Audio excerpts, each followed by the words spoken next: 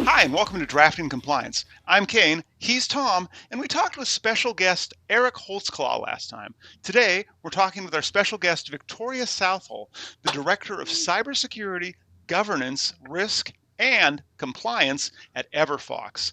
But before we get to that, we have some beers. What are we drinking today, Victoria? Well, I am not much of a beer drinker, so I really couldn't decide. So I picked three. So we're gonna have a fun time today. We've got a Shock Top, we've got a Samuel Adams Summer Ale, and a Blue Moon. And I have already put oranges in all of them because I wasn't sure if I was supposed to or not. Wow. You are Wow, an absolute. pro. You're way ahead of it. Yeah. I'm You prepared claim you today. didn't know what you're doing, but seems like you know what you're doing. I don't. They two of them have oranges on them, so that's it was Yeah. kind of a cheat. Yeah. Yeah. So And so I'm not going to we'll. try and fit these in my beer chalice that Tom sent me. So I'm just going to be using these little. It's kind of like what is it? You do like a wine flight or a whiskey flight. So I'm doing a beer flight today, apparently. Yeah. A I beer have three flight. Yep. glasses, so I'm going to use all three of my glasses. But All right, so and we'll these are start. I probably think we should. like ones we just have to open, right? Yeah. I think we should start with the Shock Top. Okay, that's this. That's Um, this one. That's the It's orange one for very you who like color coded. cloudy. Yeah. Yeah. That This will smells be nice. cloudy. I'm drinking mine out of a can, which is Oof, that probably smells We're how it trying interesting it just to now, begin right? with. yeah. Yeah. Go ahead and Yep, crack it, and I'm pouring it I'm gonna now. pour. Oh, it's clear though. Or it's semi-clear. Yeah, it's pretty hazy, honestly. It's an It's very unfiltered it's wheat. very light though. It's very light. Yeah, Yeah, Mm. it's light colored. Should have a smells citrus like smell. beer. Not a lot of Mm-hmm. bubbles. Very few Oh, bubbles. well, mine is different than yours. I had quite a few bubbles. Maybe it's the glass I'm using. It's either that or it's quite hazy. Oh, now So I see Mm. there's some bubbles. All right. I have some I bubbles from would, the orange, I think. oh, probably. The orange is Trying a this. is a perfect way to serve any of these beers, honestly. Especially the Belgian style wheats, which would be the Shock Top and the Blue Moon. They go really Mm-hmm. well with orange. I think it's the coriander hop that's in them as well with it. What are you smelling there, Ooh. Kane? I've already moved to tasting. Mm. Oh, I Mm. started with smelling. It was very citrusy. I don't know if it was the beer Yeah. or the orange that I added in it, but I no, it is definitely got very citrus. citrusy. It's on the nose is better than the actual taste. This is one that kind of got a I weird find it. mouthfeel as well. Yeah, it's a little. It's a Soft. little soft. Yeah, it's a little creamy, but a little soft. And then on the nose, I get citrus, and I also get definitely the bready smell underneath the citrus. So Oh Hmm. yeah, I definitely I get that too. I love these beers. So if I'm not drinking a hoppy beer, I'm probably drinking one of these, Kane. So Okay, well that's good to know. The next time I'm over at yours, I'll know to bring hoppy beers or one of these. yeah. What's funny is that my local beer store did not have any of these. They actually looked rather disappointed in me for having asked. I had to go to the Well, grocery store to actually buy these. I can explain that. So these would be macro craft brews. So these Okay. are all backed by major breweries. They were in many people's kind of craft beer experience. These would have been some of the first things they tried, especially the Blue Moon, probably then the Shock Top. Oh, okay. Sam Adams is if you go back in the '90s, they were sort of the first on the scene in the craft brewery scene, at least where I lived. So you would have tried something like their cherry wheat or their stout. Completely different taste than you would have had traditionally. But now they are thought of as sort of the 800-pound gorillas in the macro craft brew areas. Okay. Okay. Well, that does help. I will say I went on a Samuel Adams brewery tour when I was in, I want to say Boston some years ago. A friend took me on it. It was fine other than the beer. Interesting history. Well, I say let's start, and then we'll between questions we'll crack another one. Oh, okay. So we're not gonna. I didn't know if we were going to kick off with just the one. So Tom, you can decide when we're going to open our next one, or Victoria, when you get too tired of the two of us bantering back and forth, you can tell us when to pick the next one. But Victoria, Okay. before the show, before we got talking, we were actually talking about FedRAMP and how that affected Everfox. And just for our viewers, can you start by explaining the significance of FedRAMP for your company and what initially led them to pursue a FedRAMP authority to operate or an ATO? So Everfox did not pursue an ATO for any of their products. We are a new company that stood up from we were initially ForcePoint Federal. So we broke off from ForcePoint in October of last year and became Everfox. With that being said, I have been with organizations previously that have pursued a FedRAMP ATO, and that really comes from their product service offering, and what they want to tailor their product to the to government entities, and they're hosted in a cloud environment. So that's what led to that at previous organizations that I've been to. Okay, so they weren't actually pursuing it for themselves, and you were also talking about an annual security review, and that it had resulted in a 3-year provisional ATO renewal. So, what were some of the challenges and successes that you encountered on that? So some of the things that we encountered, of course, are making sure that we are closing out POAM items in a timely manner, that everyone's able to answer the questions that are being asked by the 3PAO, and following up with documentation, making sure everything is in line for that annual security review. So going through and doing the scans and making sure you've got such a small window where they say, all right, well, you have to perform and upload scans within a week. Having to do that multiple times if we can't do that in a timely fashion. So there's a lot of challenges that go into the security review, making sure that everybody is in the meeting when they need to be and things like that. Some of the successes that we encountered, other than completing it and being cleared to renew, just being able to get everything in a timely manner and not having a already long annual security review process being drug out 2-3 times longer than it needs to be, or having to redo anything and have those costs to the 3PAO go up as a result. Yeah, certainly those annual reviews, really the ConMon package in general, whether it's month to month or the annual piece, that requires some organizational skills that some organizations that I'm familiar with that have tried to go through it, they just didn't have the muscle. They had never worked that muscle in the information security team well enough that it's a challenge for lots of organizations. And certainly you mentioned the POAM piece, and I would say it's probably an 80% hit rate. When I ask people what are their challenges, the POAM is probably the number one thing folks talk about. So I don't think you're unique there, although I'm sure your organization had its unique variables associated with those things. Yes, absolutely. The POAM is always the big one. But you also talked about some blocking and tackling more than anything else. Tom, are we seeing some of that already at Hyperproof with, as Victoria said, just making sure people are in the right meetings at the right time? Well, I think anytime you have a large project, you see that sort of difficulty, right? I mean, you're talking about cross-functional groups coming together to do something, right? So everybody has different agendas, different times, and different challenges. So we certainly see some of that. Sort of our methodology, Kayne, is to try to automate as much of this as we can, either within our own platform, which automates a big piece of it, or through some of our other tool sets. So things like Confluence and Jira help us automate some things that would typically be in a meeting setting, right? Okay. Yeah, Jira and Confluence is a huge resource, especially for ConMon. Yep. Yeah, I agree with that.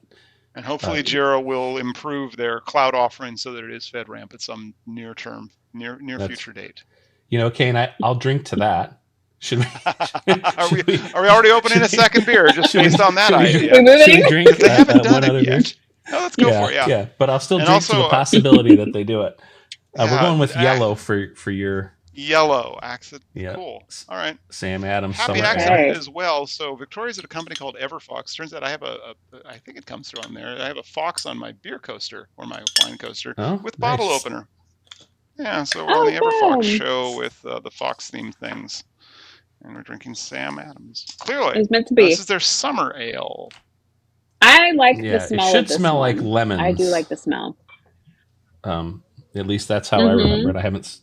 I haven't drank one of these in a while, but it's much clearer, much crisper. Oh, it's very citrusy smelling. Yeah, you're right. More effervescent. Is that called a shandy, where it's lemonade and beer? That's when a fruit juice is mixed with a beer. This is not a shandy. Okay, but is that what the smell would like? Maybe like Yeah, I mean, lemonade and beer. yeah, yeah, it Having smells said that, fantastic. it dies off pretty quickly on Mm. the nose. Like it initially was very citrusy, and now it's not Mm-hmm. nearly so much. Gets a little air. I'm gonna taste it. Yeah.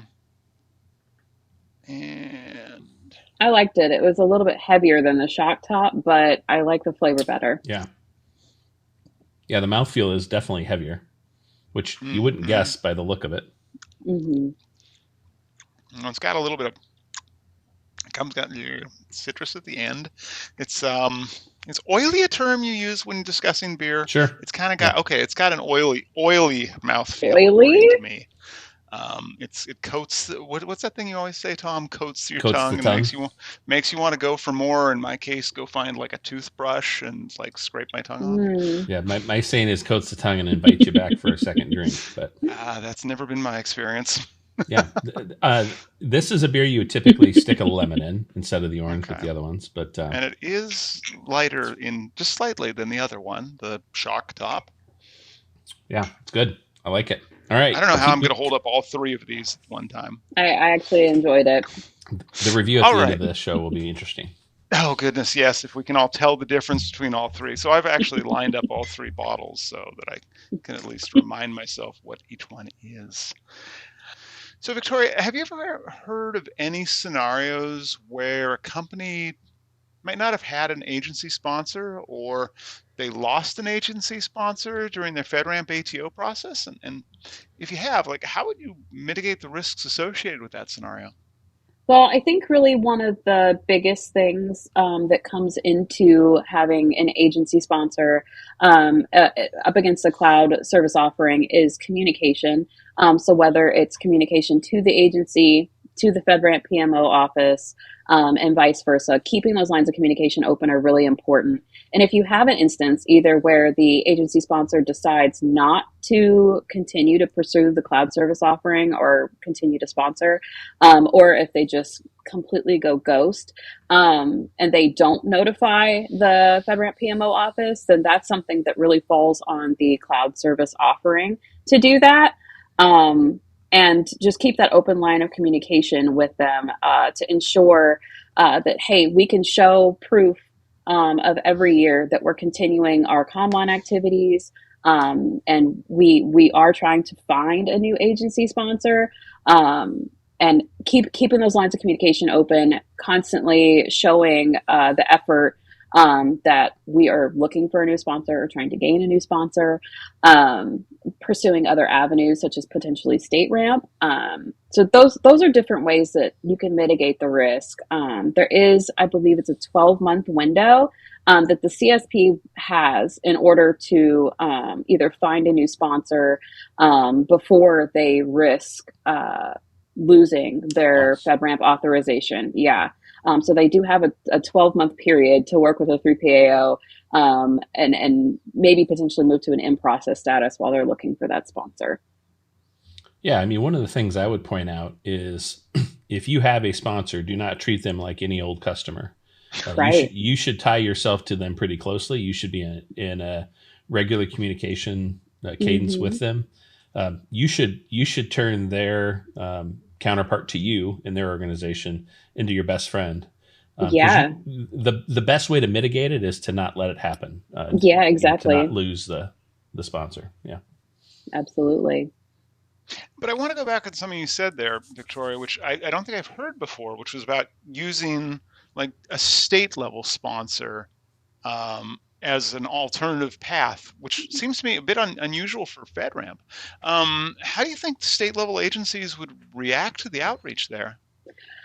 Well, you got to get creative. And I think that if you're not getting any type of response in trying to find a FedRAMP agency, but you're wanting to maintain that, that 853, level baseline as a cloud service offering, then you got to get a little creative. And that's kind of where maybe potentially pursuing a state ramp instead of a FedRAMP comes into play. So it changes the game a little bit, but there's so much overlap between the two. And if you're able to find a state ramp sponsor and go for that instead. And you've already got the package built out from a 3PAO perspective. And you're able to show that continuing compliance through your COM1 activities and the annual security reviews through FedRAMP. It turns a very long process to gain a state ramp into something that's very short because you're already doing FedRAMP. Yeah, I don't know that it's a permanent fix. Kayne, I see the question in your eye. So what I don't think it is it's probably going to replace the FedRAMP ATO and keep you in that marketplace for very long. No, but what it does show is you're keeping, you're still you're still showing a diligence, and your ability to recover quickly when you do have a sponsor, I think is heightened. Right. Yeah, but I'm also thinking it's a different set of dynamics. Like state level government has got a different level of engagement than the federal government. Any thoughts on how those relationships at the state level, Victoria, would differ from federal agency sponsors? Well, there's so many overlaps considering the different cybersecurity memos that the president has put out, the executive orders that we have to abide by, that does trickle down to the state. So as far as the dynamics go for that, there's the only difference is the state might have their own specific requirements depending on what state it is. I'm sure Washington has different requirements than Texas, and vice versa, as opposed to it being federal is federal, regardless of whether it is an agency sponsor from the Air Force or the Navy or whatever sponsor agency that there is for a FedRAMP package. The dynamics, again, they come down by varying state to state as to what their particular requirements are, but they still very closely align with FedRAMP. Again, as Tom said, to show that due diligence. Yeah, it's still an 853. In our case, it'd be a moderate. Depends on where you go, but it's still that alignment. And then to your point, Victoria, you're going to see really with any kind of sponsor, whether it's one federal agency over another or a state agency over a federal, you're going to see different requirements come in, or at least a different tailoring of certain requirements depending on the agency. Yeah, definitely. And those relationships will be different too. And exactly as you said, that when you get that agency sponsor, they need to be your best friend, and keep that relationship super tight. That would be certainly, if someone were to go pursue that route instead, that they would want to make sure that as a lesson learned, to keep that relationship tighter than they did previously. I think that's a very good point. And it's something also other guests have talked about the necessity of having strong relationships with the agency sponsor as well as with the 3PAO throughout the process. Absolutely. Again, that communication is so important. Definitely. And I will say, if you're enjoying this conversation on YouTube, ring the bell to get notifications about my quest to find literally any beer that's drinkable, or subscribe to this in your podcast app of choice to make this part of your routine. And Tom, with that, do we want to open up the third beer? I was gonna give you a transition. I was gonna say I am enjoying this conversation, Kayne, but not as much as I'm gonna enjoy this Blue Moon beer. So that was clever. Both of you guys had good transitions. See, that's fantastic. And we are not sponsored by any of these beers, and especially based on my reactions. Kayne, I would say we are not sponsored by any of these beers yet. Okay. Well, one that I find that I like. All right, there we go. So this is Blue Moon. Beer number 3. Beer you can find in almost any bar on a tap. So it's very common. See, I wouldn't know that because I'm truly not a beer drinker. You'll find this in an airport for sure. Yeah. Okay. This one's cloudy. Yeah, super it's definitely cloudy. Unfiltered wheat. It's just like the shop top. It's both Belgian style unfiltered wheat. No, it's darker than the shock top. Shock top on the right, this one on the left. You should smell the orange in it. I smell the orange. Blue Moon is famous for Valencia oranges. Beer. Personally, I'm not impressed. That's why I love having guests on the show who aren't beer drinkers. That's my least favorite of all the 3. I even went back for a second taste to make sure I wasn't crazy. Yeah. That wasn't my Nice. But favorite. it is bubbly as heck. It's like super Yeah, excited from a it's bubble very perspective. fizzy. You know, it kind of looks like unfiltered apple juice. We'll see if it's better or worse than unfiltered Yeah. apple cider. You're Here going to we be go. very disappointed if you're looking for apple juice. Oh yeah, yep, that is Mm. far from it. Oh, Now, oh goodness. I suspect if you Oh, had not already drank two other parts of two other beers, and we are not getting sloshed on this show, I suspect you would maybe have a different take on Blue Moon. Your palate is a little, I would say, altered to the taste of it. It should taste very, very similar to the Shock Top. Can And I to me, can it I I go does. have a back and solution try for the that, shock Tom. top? I've got a cracker. Am I Yeah, allowed to there's go no back? rules here, Victoria. Oh, There is okay. no rule, so you can do whatever you like. Yeah. Mm. I don't know. I like the shock top better. Well, the folks at Shock Top are going to be Hmm. happy to hear that. Yeah, I definitely like that one better. The Blue Moon is Okay, Right? maybe it's too fizzy for me. I don't know. That could be. I've had a cracker. I had my audio off. Did my audio come back in? I can Yeah. hear you. Fantastic. I've had a cracker. I've had some water. I'm going to try the Blue Moon again to see if it's better on the second tasting. Looks like it was better. Not the worst thing that we've drank on this show. Oh, yeah. We'll say that forever going forward, I think. Cinnamon sticky bun ale, my nemesis. Let's go back to our FedRAMP conversation. So we were previously talking about FedRAMP, and continuous monitoring has come up on a lot of shows that we've talked about, just in terms of the level of intensity and effort. Mhm. So, Victoria, have you traditionally done continuous monitoring on your FedRAMP packages in-house, or has this been something that you've outsourced before? And if you've outsourced it, how does that affect your role and responsibilities in the company as opposed to doing ConMon in-house? So I have done both, not just for FedRAMP packages, but for like traditional RMF packages within a DoD environment. So I've got experience both kind of from a program management perspective of overseeing outsourced ConMon, and basically making sure all the boxes are being checked off, as well as kind of being the one like the ISSO type role where I'm doing the ConMon as well, and maintaining that the package. So I've got perspective from all different areas.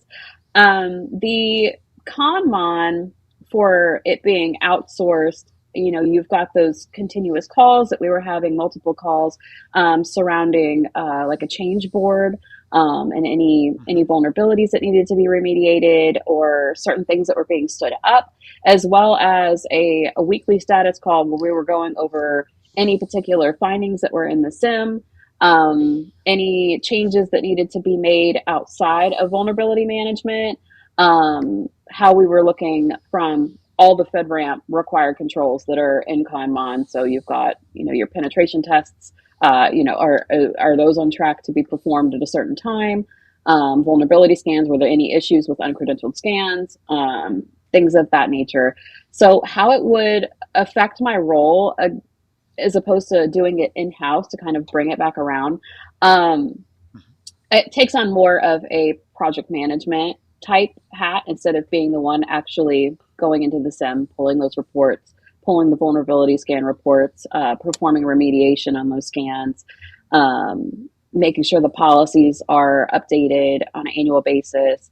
I take on more of a program management role as opposed to the doer of ConMon. Mm-hmm. No, and I assume you would agree with this, is that the avenue you go down or the path you choose on this is going to be largely dependent upon the capabilities of your team, how your resources are utilized. Mm-hmm. If you have the resources to do internally, I think most people would, at least in my experience from an information security perspective, most people who have the resources and the time would rather do it internally. But sometimes you're forced to go down a path externally, and you need to find the right partner and a good partner to do so. Absolutely. That definitely comes down to, budgeting the requirements of the system, what the system looked like, upon its inception, and if we have done continuous monitoring from the start, or if that's something that we implemented just based on the requirements and the fact that we didn't have enough in-house bodies. There's a whole different, there's a ton of varying factors that come into play with that. Okay. So it sounds like there's also a business decision to make there around if you've got budget, if you've got resources. But otherwise, as Tom said, it still sounds like it's a strategic capability that you'd prefer to keep in-house unless you have constraints that you're working through. Yeah? Absolutely. Okay. All right. Cool. Well, I want to pivot to our next topic, which was the migration from R4 to R5, because that's kind of a significant update in the compliance requirements. Could you walk us through a little bit about the planning process for that migration and challenges you anticipate? Oh, R4 to R5 is just a challenge in itself. There is an entirely new control family, the supply chain risk management family. So you have to basically either ensure, if you haven't already implemented those controls, that you do implement those controls. Initially, from doing the R4 to R5, is the PMO office required everybody to perform kind of a gap analysis to see what controls needed to be updated. They provided all that documentation, and they had to, I can't remember specifically, but I want to say it was September 1st, to be able to provide that POAM and what that was going to look like, the R4 to R5 transition. Again, since we were having to build, once we built out that plan, of course, there's the implementation of not only the technical controls, but the policy level controls. So we have to build out reasonable expectations to get that built out before the next annual security review. Because that is the requirement that came from FedRAMP, is your next security review, you need to be ready. That R5 needs to be done. There is also an additional, I think it was a red team assessment that needs to get done in addition to the, so apologies, I'm a little fuzzy on that. So there was an additional red team assessment that needed to be performed in addition to the penetration test and the annual security review. So that's something that changed from R4 to R5. That is obviously an additional expense. And then with the annual security review, you have to also take into account any significant changes to the system. So there's so many moving pieces with updating your policy level controls, performing technical control implementation, having to make sure that you're marking off all those items on the POAM that you've just identified as a gap, whether it's just a basic change in control or a more serious change, and closing out those POAM items before the security review. You've got the anticipation of the red team assessment, any significant changes to the system that need to be done during that security review. It is so much. And I think the migration in itself from Rev 4 to Rev 5, that is the challenge. So it's a huge, massive undertaking. That's a lot. Yes, it's a lot. It is. My goodness, wow, it's a lot. I'll like to put a point on the red team piece of it. I think when that got released, I think a lot of people were like, "Oh, red team. Well, we can do that." Right. And the reality is the level of diligence that the PMO is expecting around that red team exercise, it isn't like we've seen in some of the previous, sort of like additions or maybe strengthening of language, right? Where they say, well, there's going to be a ramp up time, and this year we'll expect one thing, but maybe next year we'll expect a little bit more. They have a pretty high expectation about what that red team engagement is going to look like. And the intelligence I've gotten from talking to 3PAOs is go out and find a reputable person, company or group that can do that. They're credible. Yeah, absolutely. And don't try to do it yourself. That was the advice that I received as well, was please don't try and do it in-house. You probably don't have the resources. And if you do, you guys probably haven't gone through this from what the PMO office is looking for. Find a reputable and pay the money to get it done the right way so you don't risk losing your authorization. That's right. Absolutely. And we've talked through a lot of different scenarios. And as we move to wrap up and eventually go to beer reviews, share with us some lessons that you've learned really about maintaining compliance with a federal sponsor, and then what advice you'd give to other companies in a similar situation. So the biggest maintaining compliance is keeping up with your ConMon, staying up to date on what is being put out by FedRAMP, what is being put out by executive orders that are potentially changing the FedRAMP environment, keeping up with your ConMon, making sure that your POAM and your SSP are up to date, continuing to either outsource or hire new resources as your budget requires to ensure that you're keeping up with ConMon. I mean, ConMon is really that's how you're going to continue keeping your ATO in a good standing, and risk falling into a not ready status or in process. Keeping those communication lines open between your agency sponsor and yourself, keeping up with any updates that need to be put out. And then also, if any significant changes are done to the system that require an update to the FedRAMP marketplace, it's so much easier to just email the PMO office and let them know, hey, we have added on this additional service offering to our package. Here's our annual review, and they'll go in and update it. It's not a problem. So keeping everybody in the loop and keeping up with your ConMon are the biggest things. I think that's great advice. I don't even have anything to add. Fantastic. Well, I think at that point we get into beer reviews, and because we are reviewing 3 separate beers, I'm going to propose we do them one at a time. I will volunteer to go first on all 3 of these. And I will say we have a 10-point scale that we use, where 1 is that very cute kawaii art inspired cinnamon sticky bun ale, and 10 is something that I don't believe exists. Okay. So none of them are going to be a 10 for you, is what I'm hearing. I think my highest has been a 5, 4. And we may have had a 5. I'm not sure. I think it's been a 4. So I'm going to start with the Blue Moon.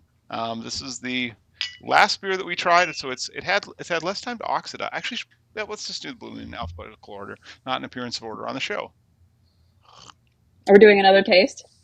Nope. It's still disappointing. Yeah, it's still. That's I'm still not a fan. I think having 3 beers in front of you has jilted you.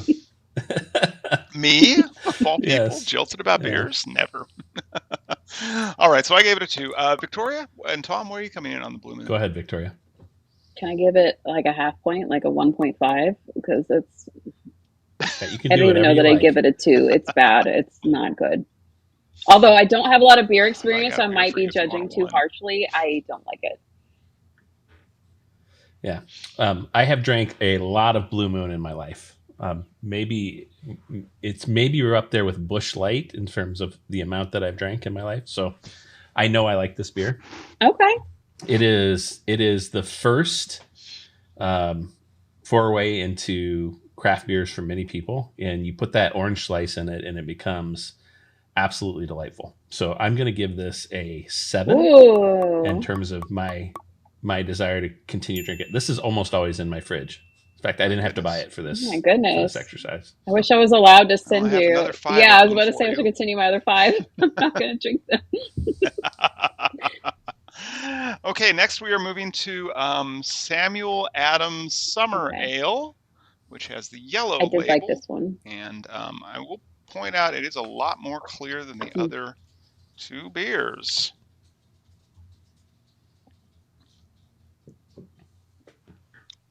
And kind of, it's now more lemony, quite lemony and quite flat, and still kind of oily. I'll give it a 3. No, Tom. I'll give it a 3 because it's not as bad as a Blue Moon. Okay. I'm going to give this one like a 6, maybe a 7. I really like this. You know what? I'm a strong nice. I'm going to go for 7. I loved this one, actually. So I might potentially drink another 2, maybe. Nice. That's excellent. I think this is a great beer. This is just like the other 2 that we drank today. This is a citrusy wheat beer. This one takes a lemon approach where the others take an orange approach. I'm sure that's the hop of choice. I think this is very good. It's sustained for me, but this is the only beer I'm drinking all of today, by the way. So that should tell you something too. So Okay, I like it. So we need to send you the rest of ours, apparently. It's different. Well, I'll drink all these beers, so that's not going to be a problem. But yeah, I'll give this another strong 7. I think it's really good, and I will find some lemons to put in the rest of these. I think that's going to be my next step because I put an Fantastic. orange in this one, so I'm gonna find a lemon and hook it up this time. Nice. And our final one is Shock Top, which has a fantastic orange slice with a haircut. With a good vibe. Yeah, we love the vibey mohawk that the orange has.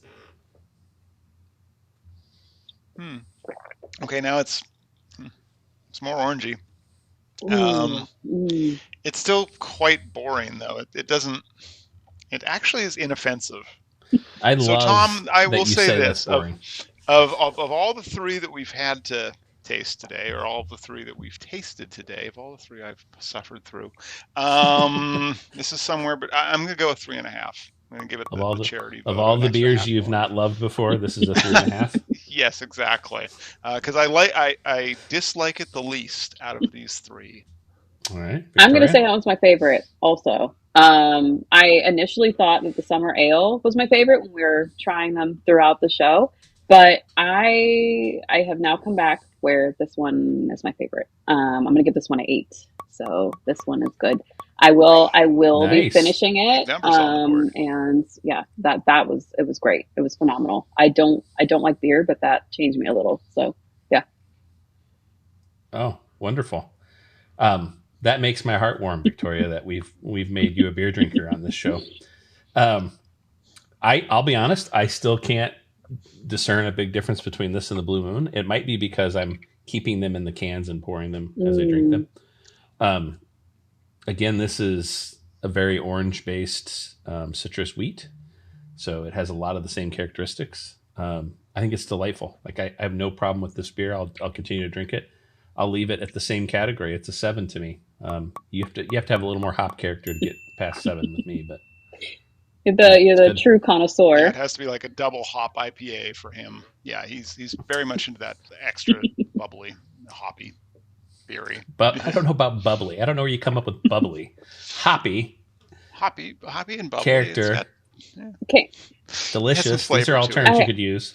At some point, my friend, we'll do a Scotch tasting. It'll be different. We'll try some really unusual Scotches, stuff that's like been. Call me back for that one. Fun stuff. That would be fun. Absolutely. We'll talk to the production team. But with that, that's all for today. So if you think you know a beer that I'd like, good luck. Or if you have a FedRAMP question, please do drop it in the comments below. And remember to like our LinkedIn and YouTube pages to hear live interviews with other information security professionals. Thanks, you so Victoria. Much for having me, guys. I appreciate it. Thank you.